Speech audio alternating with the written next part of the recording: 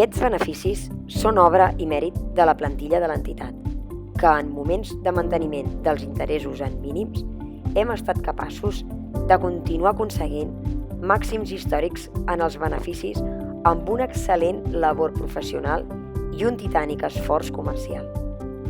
I això és necessari que es conegui i es reconegui.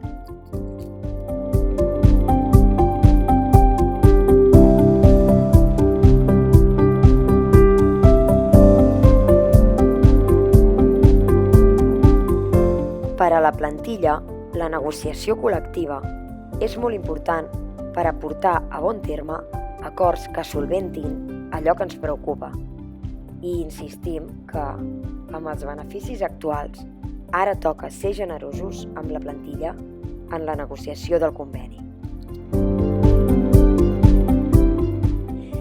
En quin lloc ens ha situat l'entitat a la plantilla durant la gestió de la crisi del coronavirus?